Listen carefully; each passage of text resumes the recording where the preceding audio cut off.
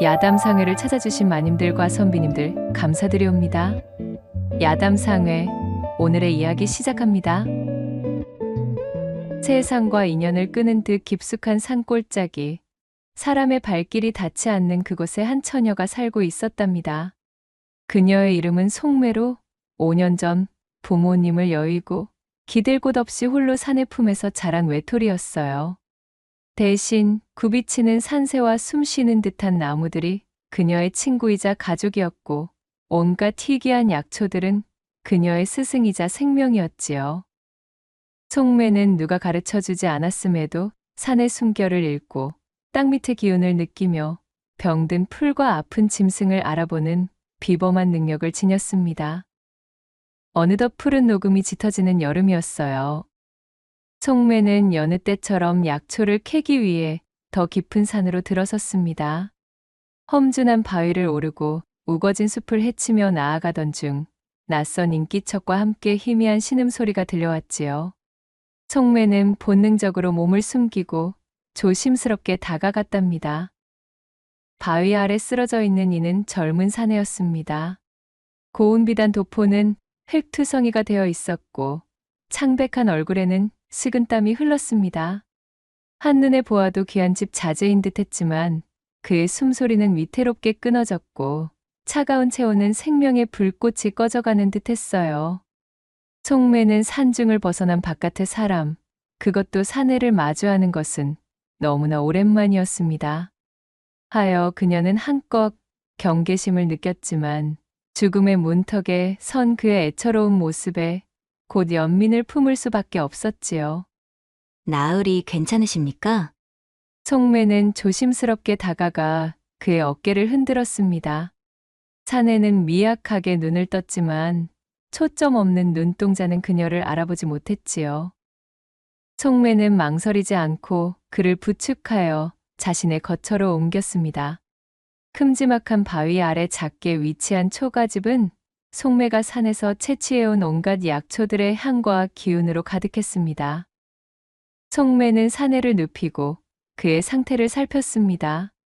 맥의 상태를 보아하니 본디 앓고 있던 깊은 지병의 영향으로 몸이 쇠약해진 데다 원체 약하던 몸을 돌보지 않고 무리한 산행을 감행한 듯 했지요.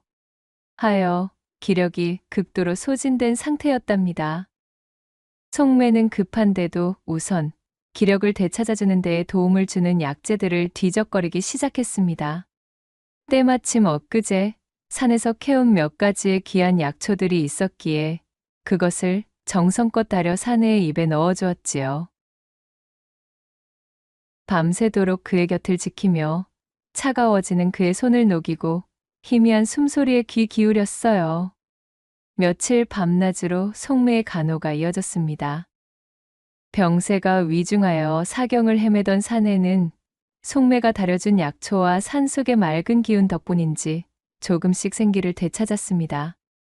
마침내 그의 눈동자에 뚜렷한 빛이 돌아왔고 한참의 시간이 지난 후 그는 자신을 살린 송매의 존재를 인식하게 되었답니다. 아니, 내가 대체 어찌 이러한 곳에, 그대는 누구시오? 몸이 많이 상하셨습니다. 아직은 움직이지 마시고 더 쉬셔야 합니다. 산중에 쓰러져 계신 것을 발견하여 제 거처로 모셨습니다. 굉장한 약골이셨기에 망정이지 건장한 장정이셨으면 제가 모시지도 못하고 그 자리에서 야생짐승들의 식사가 되실 뻔 하셨습니다. 그렇소이까. 이거, 낭자 덕분에 목숨을 건지게 되었군요. 초면에 매우 중한 빚을 지고 말았습니다. 이 큰 은혜를 어찌 갚아야 할지. 사내는 가늘게 떨리는 목소리로 감사를 표했습니다. 그의 목소리는 낮았지만 맑고 고상한 기품이 서려 있었지요. 언뜻 비루하고 천해 보이는 자신의 옷차림을 보았음에도 사내는 자신을 하대하지 않고 있음을 알아차렸습니다. 송매는 그의 목소리와 태도에서 그에 대해 품고 있던 경계심을 조금은 누그러뜨리게 되었습니다. 우선 이 약재부터 들어보셔요. 나리께서 앓고 계시는 지병의 완치까지는 어렵겠으나 이른 기력을 보양하는 데에는 퍽 도움이 될 것입니다. 송매는 담담하게 말하며 새로 달인 약을 내어주었습니다. 사내는 그녀의 얼굴과 약사발을 번갈아 쳐다보았지요. 독 같은 것은 타지 않았으니 안심하십시오. 못하면 제가 먼저 마셔 보이면 믿으시겠사옵니까? 농인지 진인지 구분이 되지 않는 뾰루퉁한 표정으로 속매가 말하자 사내는 힘없이 피식 웃어 보이고는 사발을 받아 한 번에 들이켰지요. 그리고 혈혈단신으로 자신을 구하고 간호까지 해준 속매에게 깊은 호기심을 느꼈습니다. 한눈에도 눈길을 사로잡을 정도의 수려한 외모는 물론 산속에서 홀로 살아가는 모습과 약초에 대한 비범한 지식이 확실히 그를 놀라게 했습니다. 헌데 낭자께서는 어찌 이 깊은 산중에 홀로 지내시는 것이오. 약초에 대한 지식도 예사롭지 않으니 혹 풍파를 피해 은둔에 계시는 의원이라도 되시는 게요. 사내의 질문에 속매는 작게 미소 지었습니다. 저는 그저 산에서 나고 자라 산의 이치를 조금 알 뿐입니다. 의원이라니요. 당치도 않은 부끄러운 말씀이십니다. 그저 나으리께서 제때 저를 만나 목숨을 건지신 것이 천운이셨겠지요. 사내는 속매의 말에 감탄했습니다. 그는 자신이 한양의 명문가 자손인 이연이며 저주와 다름없는 가문대대로 전해오는 지병 때문에 사경을 헤매던 중 한간에 전설처럼 구전되던 설령초라는 약초에 대한 풍문을 접하게 되었다고 이야기했지요. 하여 그것이 자신의 몸을 고칠 수 있는 유일한 수단이라 여긴 이연은 설령초를 찾아 조선 팔도를 헤매다가 이 산까지 흘러들어왔다고 털어놓았어요. 설령초는 죽어가는 사람도 살린다는 비방의 약초로 세상에 그 효능이 알려져 있지만 정작 어디서 자라는지는 아는 이가 극히 드물었습니다.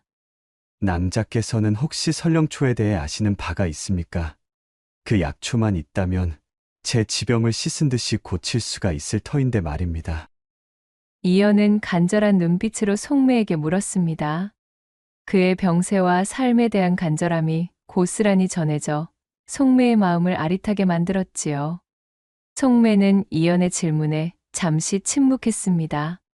설령초가 자라는 곳은 산에서도 가장 깊고 험한 곳이며 맹수들의 영역이고 발을 헛디디면 목숨을 잃는 위험천만한 곳임을 그녀는 누구보다 잘 알고 있었습니다. 또한 설령초에 대한 바깥 세상의 광기 어린 열망을 잘 알고 있었기에 그녀는 그것을 절대 발설하지 않고 지켜오던 참이었어요. 설령초는 정말 존재하는 약초입니다. 하지만 그곳은 사람이 함부로 갈 수 없는 곳이지요. 산이 인간에게 허락하지 않는 곳입니다. 속매는 조심스럽게 입을 열었습니다. 그녀의 말에 이연의 눈빛이 흔들렸어요. 그래도 전설로만 치부되던 희귀한 약초가 실존한다는 이야기를 들으니 희망이 있다는 사실에 고무되었습니다. 안도와 호기심, 그리고 색다른 두려움에 대한 감정이 복잡하게 뒤섞여 이연의 팔뚝에는 소름이 돋아났지요. 한편 산어기 초입에는 작은 주막이 하나 있었습니다. 곰방대를 물고 앉아 장꾼들의 이야기를 듣고 있던 주모는 오늘 한객 손무리들이 술김에 뱉어내던 말에 귀를 기울였지요. 다름 아닌 한양에서 온 귀한 손님 하나가 이 고을 저작거리의 약재상이란 약재상은 모조리 뒤져대며 특이한 약초를 찾더라는 이야기였습니다. 원하는 약초를 구하지 못하자 그는 홀로 이 깊은 산중까지 들어가 버렸다는 이야기도 함께였지요. 지나가던 신만이 중 누군가는 그가 깊은 산에서 혼자 쓰러진 것 같다는 말을 했고 또 어떤 이는 그가 자신의 죽어가는 목숨을 살린다는 비방의 약초를 찾는다는 뜬구름 잡는 말까지 했다고 하였습니다. 평상시라면 흘려들을 법한 이야기였지만 이번에는 달랐습니다. 주모는 그 길로 바로 인근 읍내에서 가장 큰 한약방을 운영하는 약재상 진태성에게 달려갔지요. 이 진태성이라 하면 겉으로는 덕망 높은 상인 행세를 하지만 실상은 희귀 약재를 독점하고 막대한 부를 쌓기 위해 수단과 방법을 가리지 않는 냉혈한이었어요. 탐욕으로 똘똘 뭉친 태성은 일찍이 교활하고 잔혹한 성미로 이 일대의 약재 상권을 단숨에 거머쥔 자였습니다. 주모는 예전부터 태성에게 주막을 오고 가는 뜨내기들의 입에서 귀중한 약초에 대한 이야기나 혹은 전설 속에만 회자되던 희귀한 약재에 대한 풍문을 알려주는 대가로 푼돈이나 챙기고 있던 중이었어요. 주모는 간밤 자신의 주막에서 흘러나온 이야기를 빠짐없이 태성에게 전했답니다. 죽어가는 목숨을 살리는 약초라. 아무리 보아도 그것은 필시 설령초를 시사하는 느낌이렸다. 헌데 그것을 어찌 한양의 사내가 찾는다는 말이던가?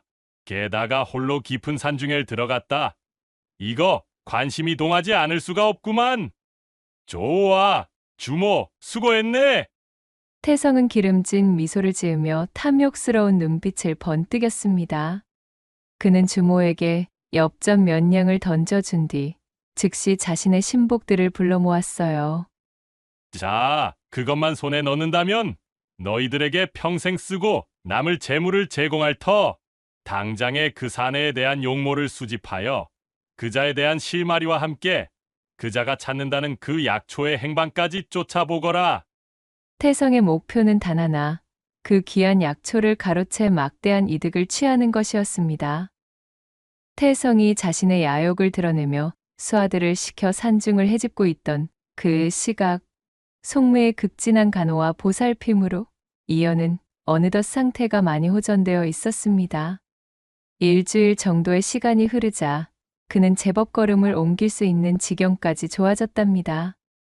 헌데 기력이 회복되자마자 이연은 고집을 피우기 시작했어요. 송매의 꾸준한 경고에도 불구하고 설령초를 찾겠다는 의지를 굽히지 않았던 것이지요. 낭자가 염려하는 바에 대해선 잘 알고 있습니다.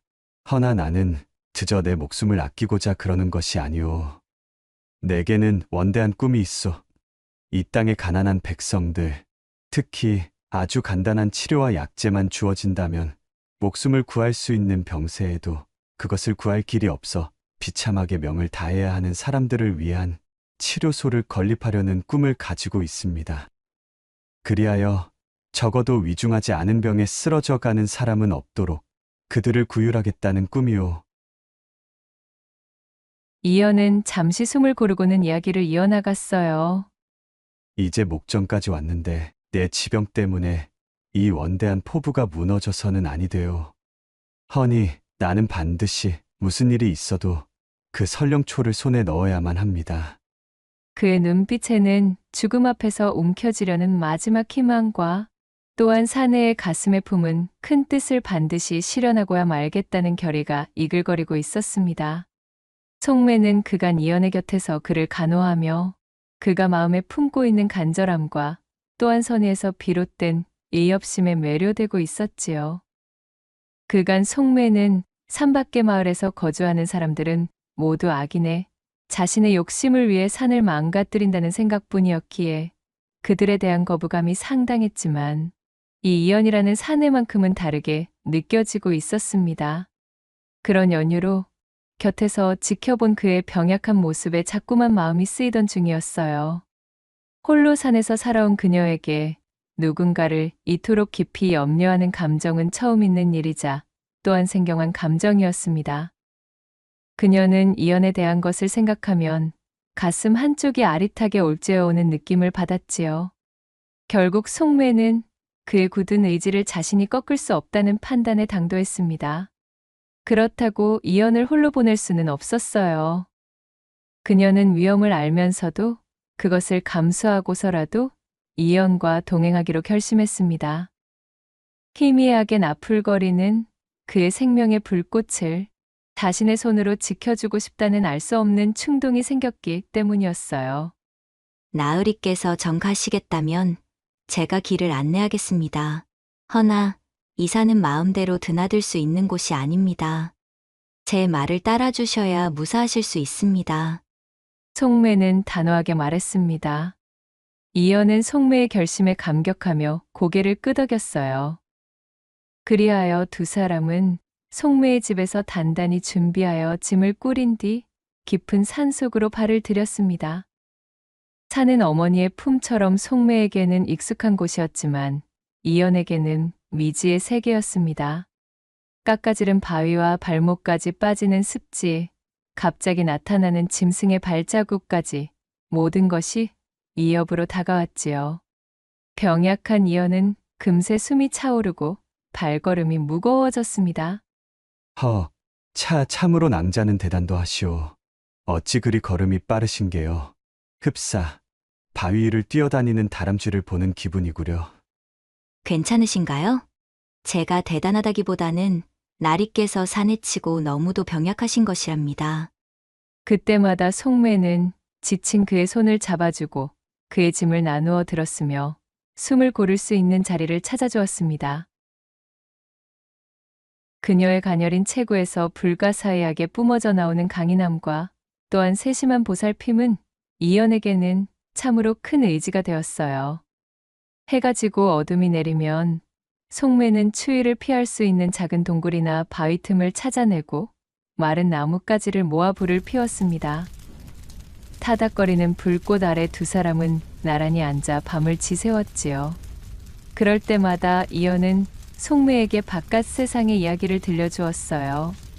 한양의 번화가 이야기, 서책 가득한 서재 이야기, 부패한 탐관오리들의 수탈로 허덕이는 가난한 백성들의 이야기까지. 송매는 눈을 빛내며 이연의 이야기에 귀 기울였습니다. 하도 읽어서 낡아버린 서책으로만 보던 세상이 이연의 입을 통해 생생하게 살아나는 듯했지요. 나리께서는 어찌 그리 아는 것이 많으십니까? 세상에는 정말 신기한 것들이 가득한가 봅니다. 송매가 순진하게 묻자 이연은 작게 웃었습니다. 제 알량한 지식 따위는 그저 서책을 통해 배운 것들일 뿐입니다. 저는 오히려 아리 낭자께서 체득하고 계신 그 지혜가 더 깊은 듯합니다. 낭자는 산의 언어를 읽고 풀벌레의 울음소리로 비를 예측하지요. 저는 글자를 알지만 살아 숨쉬는 자연 앞에서는 한낱 미물에 가까울 지경으로 무력할 뿐입니다. 이연은 진심으로 송매의 능력에 감탄했습니다. 그녀는 그의 병약한 몸을 부축해주는 육체적인 힘뿐만 아니라 그의 메마른 마음을 촉촉하게 적셔주는 생명력을 가지고 있었어요.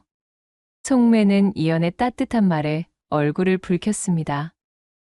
풀벌레가 우는 산중의 밤이 기울 때마다 송매는 이연이 가진 병의 깊이를 느끼며 그가 가슴에 품고 있는 꿈에 대한 간절함에 몹시도 깊은 애틋함을 느꼈습니다. 설령초를 찾기 위해 길을 나서는 동안 병약한 그를 돌보며 그녀의 마음속에는 연민과 연정이 뒤섞인 기묘한 감정이 싹트고 있었어요. 그의 말은 기침 소리 하나에도 가슴이 철렁했고 그의 희미한 미소 하나에 세상이 환해지는 듯했습니다. 낭자 괜찮으시오?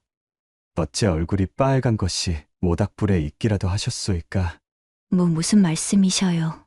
누구의 얼굴이 빨갛다고 그러십니까? 낭자가 지금 본인 얼굴의 색을 보지 못하여 그러시는 것입니다. 산딸기도 그보다는 덜 빨갈 것만 같구려. 이연의 말에 그야말로 새빨갛게 익은 홍시가 되어버린 송매는 가슴팍으로 다리를 끌어안으며 콧방귀를 뀌고 말았습니다. 그렇게 며칠을 산속 깊은 곳으로 들어갔을 때였지요. 달이 높게 걸려있던 어느 날의 밤, 이연의 병세가 갑자기 악화되었습니다. 밤새 고열에 시달리고 기침이 멈추지 않아 숨조차 제대로 쉬지 못했어요.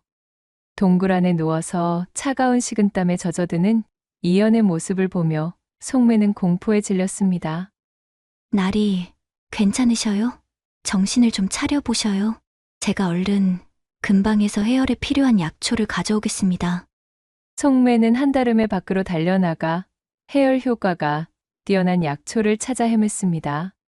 어둠 속에서 더듬거리며 약초를 찾아 돌아온 그녀는 약초를 짓지어 이연의 입에 넣어주었어요. 그러나 그는 약초를 제대로 씹어 삼키지도 못하는 상태였지요.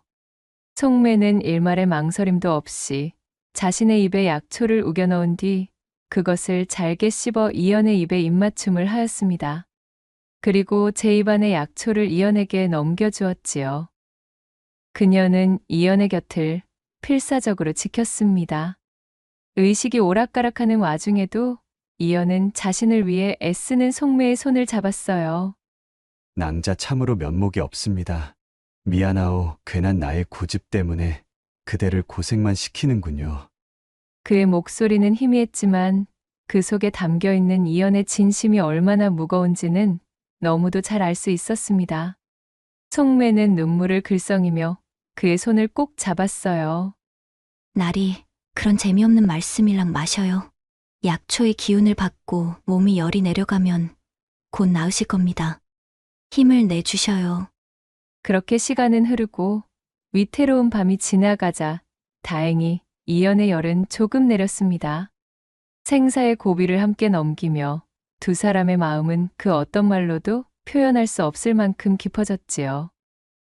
이연은 약해진 모습 그대로 송매에게 속마음을 털어놓았습니다. 죽음의 문턱 앞에서 느꼈던 두려움과 삶에 대한 간절한 소망, 그리고 자신을 살리기 위해 모든 것을 내던진 송매에 대한 깊은 감동과 애틋한 마음을 고백했어요. 낭자를 만나고서야 비로소 내 삶이 얼마나 소중한지 알게 되었소. 그간 나는 그저 내 원대한 포부를 위한 재료로 내 목숨을 쓸 뿐, 나 자신에 대한 소중함은 모르고 지냈다오. 헌데 낭자 덕분에 나는 세상을 바라보는 눈 자체가 달라지게 되었습니다. 하늘이 제게 쇠약한 몸과 지병을 주셨지만 또한 얄궂게도 낭자라는 소중한 인연도 함께 주시는군요. 만약 제가 살아남는다면 그때의 낭자와 함께 시간을 보내고 싶습니다. 그의 말이 채 끝나기도 전에 기침이 터져 나왔지만 송매는 그의 진심을 충분히 느낄 수 있었습니다. 그의 고백은 그녀의 가슴에 뜨거운 불씨를 지폈어요. 송매는 결국 참지 못하고 이연의 볼 위로 뚝뚝 눈물방울을 흘리고 말았습니다.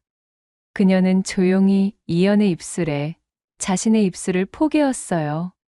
그리고는 살포시 그의 미약한 숨소리가 들리는 품에 자신의 봉긋한 가슴을 맞대었지요. 이러한 두 사람의 애틋한 시간은 오래가지 못했습니다. 태성은 자신이 보낸 하수인들로부터 이연의 대략적인 행방과 그가 찾는 약초가 실존할 가능성이 높다는 보고를 받았지요. 태성은 눈이 뒤집혔습니다. 뭐라? 죽어가던 놈이 산속에서 버티고 있다고? 게다가 그 옆에 약초꾼을 하던 계집 하나가 붙어 다닌다는 풍문이 들린다는 말이었다. 허면 필시 그 약초꾼 계집이 설령초의 위치를 알고 있을 가능성이 농후하다. 당장 놈들을 찾아내 약초를 빼앗고 그 처녀의 입을 막아라. 아무에게도 이 사실이 알려져서는 안 된다. 태성은 광기에 찬 목소리로 명령했습니다. 그의 신복들은 짐승처럼 잔혹하고 냉혈한 자들로 돈이라면 사람 목숨쯤은 파리처럼 여기는 자들이었기에 이연과 송매에게는 치명적인 위협이었습니다. 하인들은 산중에서 설령초를 향해 가는 두 사람의 흔적을 끈질기게 쫓기 시작했어요. 그들은 빠르고 은밀하게 움직이며 점점 두 사람에게 다가오고 있었습니다. 가파른 비탈길을 몇 날 며칠 올랐을까요? 산은 깊어질수록 낯선 기운을 뿜어냈습니다. 나무의 모습은 기괴하게 뒤틀렸고 땅에서는 이름 모를 풀들이 독초처럼 뻗어 있었습니다. 숨을 쉬기조차 힘겨운 험한 여정이었지만 송매는 꺾이지 않는 눈빛으로 이연을 이끌었어요. 이연은 경세로 인해 몇 걸음 옮기지 못하고 밭은 숨을 몰아쉬었지만 송매의 손을 놓지 않았습니다. 그녀의 따뜻하고 단단한 손길이 그의 유일한 버팀목이었지요. 낭자, 정말 이곳에 설령초가 있겠소? 이연이 힘겹게 물었습니다. 송매는 고개를 끄덕이며 눈앞에 펼쳐진 거대한 암벽을 올려다보았습니다. 깎아지른 듯한 암벽 중간쯤 희미하게 푸른 기운이 감도는 작은 틈새가 보였지요. 자, 저 틈새가 보이시나요? 그곳이 바로 우리가 찾는 것이 있는 장소입니다. 산의 가장 깊은 심장에 자리한 세상 사람들이 설령초라 부르는 약초의 보금자리 말입니다. 하지만 보시다시피 오르기가 쉽지는 않습니다.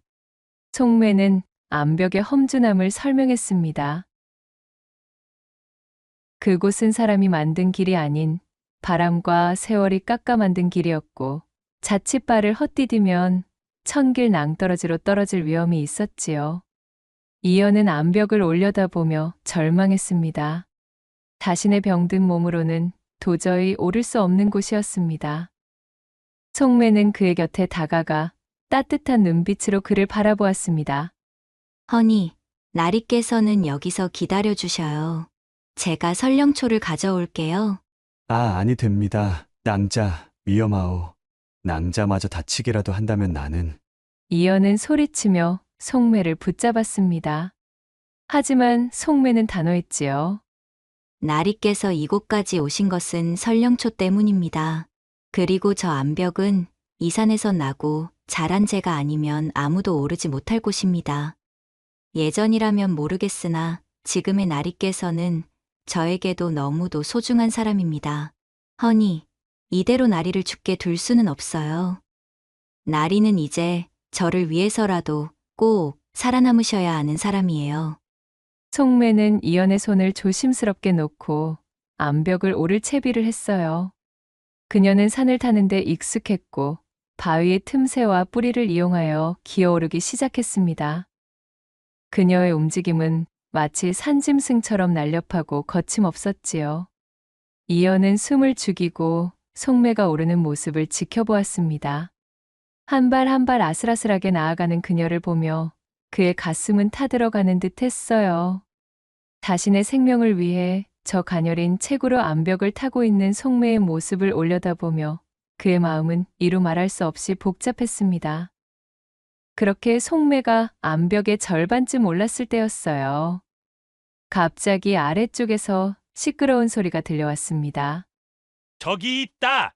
저놈이 이연이고 저 처녀가 약초꾼이다. 어느새 두 사람의 발자취를 쫓아온 태성과 그의 신복들이 그들 앞에 나타났습니다. 끈질기게 추격해 온 끝에 마침내 두 사람을 찾아낸 것이었지요. 태성은 번들거리는 눈빛으로 이연을 쏘아보며 기름진 목소리로 외쳤습니다. 내 진작에 당신일 줄 알고 있었지.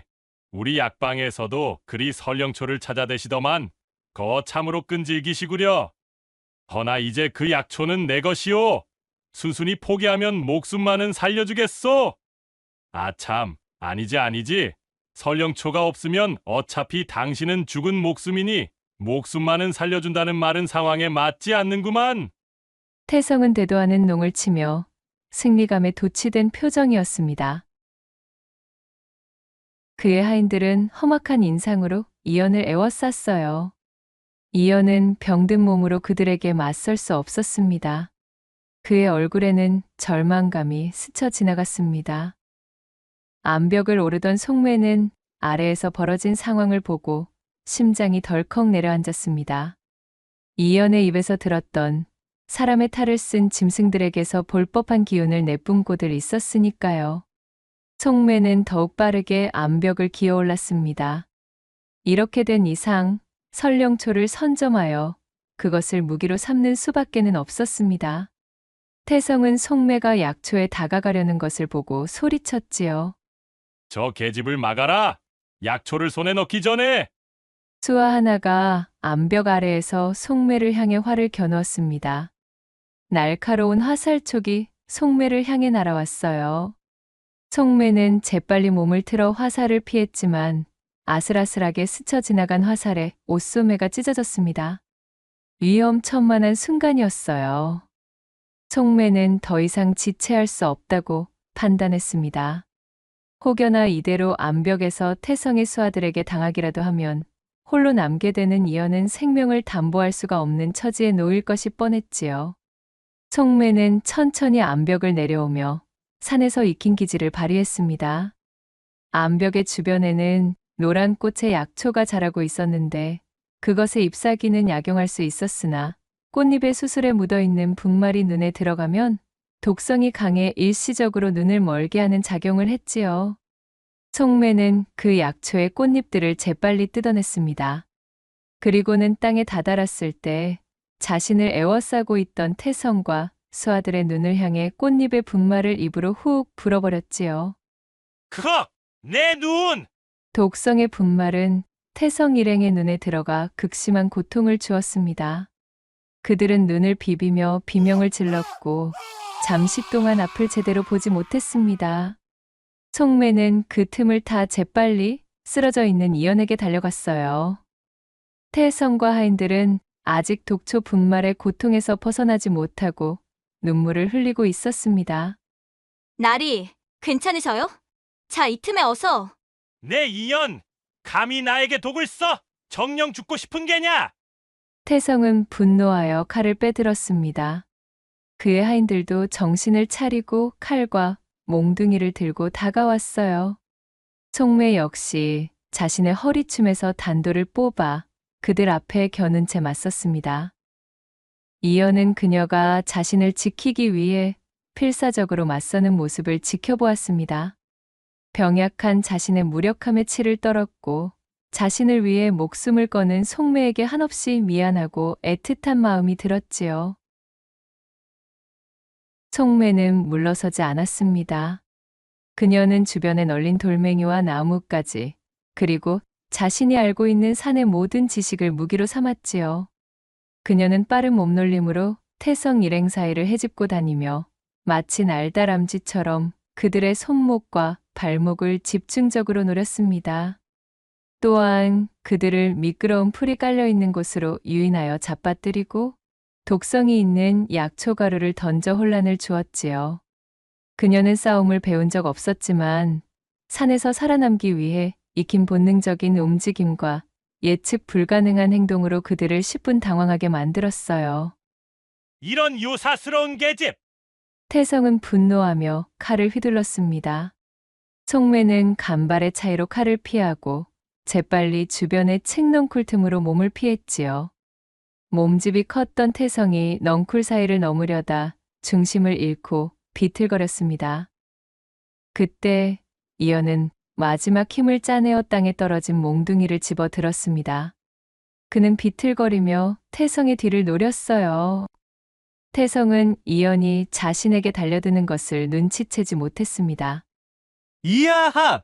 이연이 있는 힘껏 몽둥이를 휘둘렀습니다. 몽둥이는 태성의 뒤통수를 강타했고 태성은 고통스러운 비명을 지르며 쓰러졌습니다. 자신이 휘두른 힘에 못 이겨 이연 역시 바닥에 나뒹굴고 말았지요. 나리! 송매가 깜짝 놀라 이연에게 달려갔어요. 독초가 들어가 보이지도 않는 눈으로 송매와 싸움을 하며 손과 발을 크게 다친 수하들은 태성이 쓰러지며 내지른 비명 소리를 듣자 겁을 집어먹고 도망치기 시작했지요. 저 요사스러운 날랜 몸집의 여인에게 이름도 들어보지 못한 약초의 당의 곤욕을 치르고 싶지는 않았으니까요. 게다가 일이 완수되기 전에는 제대로 품을 쳐줄 수 없다며 태성이 구두 세기질을 버리지 않았던 것이 화근이었습니다. 제대로 받지도 못한 돈 때문에 더 이상 위험을 감수할 만큼 그들의 충성심이 대단한 것은 아니었지요. 송매는 쓰러진 이연을 부축했어요. 그러자 이연이 희미하게 눈을 뜨고 송매를 바라보았습니다. 힘없이 씩 웃는 그의 얼굴을 보고 송매가 한시름 덜었다는 표정으로 한숨을 내쉬었습니다. 낭자 덕분에 내가 또 한 번 목숨을 구하는구려. 어쩜 그리도 날쌔시오. 장정 여럿을 홀로 상대하다니 참으로 낭자라는 사람은 대단하기 그지없군요. 참으로 무모하기 짝이 없으십니다. 혹여나 저자가 눈치채고 일검을 넣었다면 그야말로 참극이 벌어질 뻔하였다고요. 정말이지 못 말리시겠습니다. 이번에는 나리께서 제 목숨도 한 번 구하신 것이나 다름없사옵니다. 이연은 가늘게 떨리는 손으로 송매의 뺨을 어루만졌습니다. 송매는 그의 손을 잡고 눈물을 흘렸어요. 저자가 기절해 있는 틈을 타서 설령초를 가지러 가시지요. 자, 제가 도와드릴 테니 일어나 보셔요. 송매는 밧줄로 태성을 나무에 단단히 묶어놓은 후 다시 암벽을 올려다보았습니다. 아까보다 더 높고 험해 보였지만 이연을 살리겠다는 일념이 그녀에게 용기를 주었습니다. 송매는 이연을 안전한 곳에 눕히고 다시 암벽을 오르기 시작했어요. 이번에는 더 이상 두려움이 없었습니다. 마침내 그녀는 암벽 중간의 틈새에 도착했습니다. 그곳에는 신비로운 푸른 빛을 뿜어내는 설령초가 자라고 있었지요. 송매는 조심스럽게 설령초를 캐내어 품속에 소중히 갈무리한 후 후들거리는 다리를 추스리며 이를 악물고 암벽을 내려왔습니다. 그녀는 온몸에 상처투성이었지만 오직 이연의 안위만을 걱정할 뿐이었어요. 송매는 제 품속에서 애써 캐낸 설령초를 조심스럽게 꺼냈습니다. 푸른 기운이 감도는 신비로운 약초는 어둠 속에서도 희미하게 빛나는 듯했습니다. 그녀는 암벽 아래 작은 샘물에서 물을 떠와 불을 피우고 설령초를 정성껏 다렸어요. 임기응변으로 마련한 약이 완성되자 송매는 이연을 조심스럽게 일으켜 앉히고 약그릇을 그의 입가에 가져다 댔습니다. 따뜻하고도 쌉싸름한 약물이 이연의 입속으로 흘러 들어갔습니다. 약초의 기운이 온몸에 퍼지는 것을 느끼며 이연은 생명력이 다시 솟아나는 듯한 강렬한 기운을 느꼈어요. 약을 다 마신 후 이연은 깊은 숨을 몰아쉬었습니다. 오랫동안 짓눌렸던 가슴이 비로소 시원해지는 듯했지요. 그의 얼굴에는 조금씩 혈색이 돌기 시작했고 그의 눈빛은 더욱 또렷해졌습니다. 그는 자신을 물끄러미 바라보는 송매의 손을 잡았습니다. 그녀의 손은 약초를 캐고 자신을 부축하느라 상처투성이었지만 이미 이연에게는 세상 어떤 보물보다도 귀하고 따뜻하게 느껴지는 순간이었답니다. 낭자, 온몸에 기력이 다시 돌고 있소이다. 효과가 있는 듯합니다. 이연은 감격에 찬 목소리로 말했습니다. 그의 눈가에는 뜨거운 눈물이 맺혔습니다. 송매 또한 그의 말에 눈물을 글썽였어요. 두 사람은 서로를 얼싸안으며 기쁨의 울음을 터뜨렸지요. 그렇게 두 사람은 온갖 우여곡절을 겪으며 죽을 고비를 넘긴 끝에 사이좋게 하산하여 송매의 집으로 돌아왔습니다. 설령초의 효능은 실로 신비로웠어요. 며칠이 지나자 이연은 거짓말처럼 기력을 회복하기 시작했습니다. 예전에 병약했던 모습은 온데간데 없고 건강하고 늠름한 사내의 기운이 되살아났습니다. 그는 송매의 보살핌 속에서 완전히 다른 사람이 되어가는 것을 느꼈어요. 이연은 건강을 완전히 회복한 후 한양으로 돌아갈 채비를 했습니다. 낭자, 이제 한양으로 돌아가야 할 때가 된 듯 싶습니다. 나를 위해 모든 것을 내던진 낭자에게 이 은혜를 어찌 갚아야 할지 모르겠소. 우리를 쫓던 자가 앙심을 품고 우리를 추격할지도 모르니 저와 함께 한양으로 떠나지 않으시겠습니까? 한양으로 돌아가 몸을 완전히 회복하고 모든 일을 정리한 뒤 낭자를 세상 가장 귀한 여인으로 맞이하고 싶습니다. 이연은 가슴속 깊이 품어왔던 진심을 고백했습니다. 송매는 그의 고백에 눈물을 쏟았지요. 평생 홀로 산속에서 살아온 그녀에게 따뜻하고 진실된 이연의 다짐은 세상 전부와 같았어요. 나으리, 저 또한 나리를 연모합니다. 하지만 저는 제 평생을 이 산에서 지낸 사람입니다. 이곳에서는 쓸모가 있는 사람이지만 이런 제가 당장 한양에 간다면 전 어릿광대가 될 뿐이에요. 나리와 함께라면 어딘들 따라 나서지 않겠냐마는 그렇다고 하여도 제가 나리의 발목을 잡는 사람이 되고 싶지는 않습니다. 허니, 저는 일단 여기서 나리가 돌아오실 때까지 천천히 그날을 기다리며 준비해두겠습니다. 완강히 거절하는 송매의 말에 이연은 어쩔 수 없이 고개를 끄덕였습니다. 두 사람은 애틋한 마음으로 서로에게 잠시의 이별을 고했지요. 이연은 송매에게 자신의 가문 문양이 새겨진 작은 놀이개를 건네며 이것을 증표 삼아 꼭 돌아오겠다고 약속했습니다. 송매는 눈물 젖은 얼굴로 놀이개를 받아 품에 안았어요. 이연이 산 아래로 내려간 뒤 송매는 다시 홀로 남겨졌습니다. 하지만 이제 그녀는 예전처럼 외롭지 않았습니다. 이연과의 추억과 그의 약속이 그녀의 마음을 따뜻하게 채워주었지요. 그녀는 이연이 남기고 간 놀이개를 부적처럼 품고 약속의 날을 기다리며 더욱 열심히 약초를 캐고 산을 돌보았어요. 또한 한양으로 떠날 채비 역시 잊지 않았습니다. 속매의 매섭던 눈빛은 이제 부드럽게 깊어졌고 또한 그녀의 마음은 언제나 이연이 향한 한양을 향해 있었답니다. 한편 탐욕에 눈이 멀었던 태성은 비참한 최후를 맞고 말았습니다.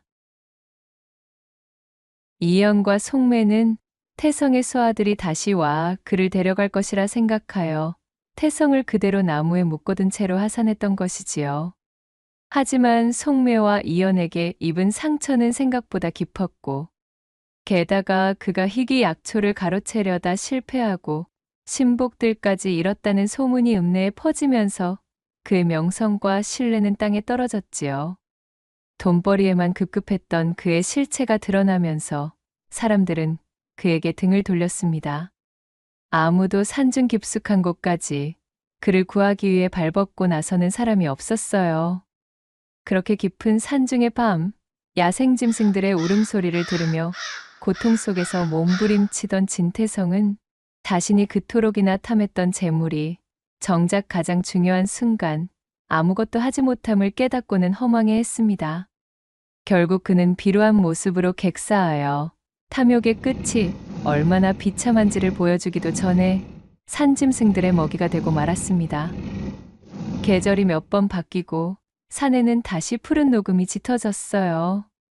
속매는 매일같이 산 어귀를 바라보며 이연을 기다렸습니다. 그리고 마침내 그녀가 그토록 기다리던 날이 찾아왔어요.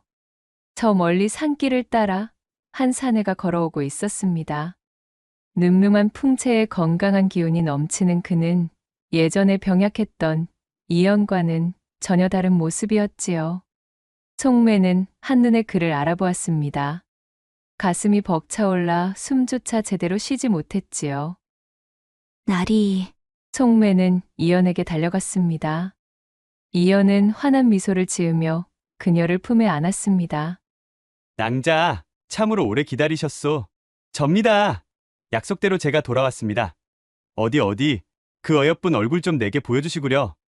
두 사람은 말없이 서로를 품에 안고 눈물을 흘렸습니다. 기나긴 기다림과 애틋한 그리움이 한순간에 녹아내리는 순간이었습니다. 이연은 이제 건강을 완전히 회복한 상태였답니다. 그는 산속에서 속매와 함께 겪었던 일들을 통해 그는 진정한 삶의 가치와 행복이 어디에 있는지를 깨달았던 차였어요. 그는 가문의 반대를 무릅쓰고 산골 처녀인 속매를 아내로 맡기 위해 이곳으로 돌아왔습니다. 두 사람은 산속에 아담한 집을 짓고 함께 살았어요. 이연은 속매에게 바깥 세상의 지식이 담긴 책과 학문을 가르치고 속매는 이연에게 산의 지혜와 약초의 신비를 가르쳤지요.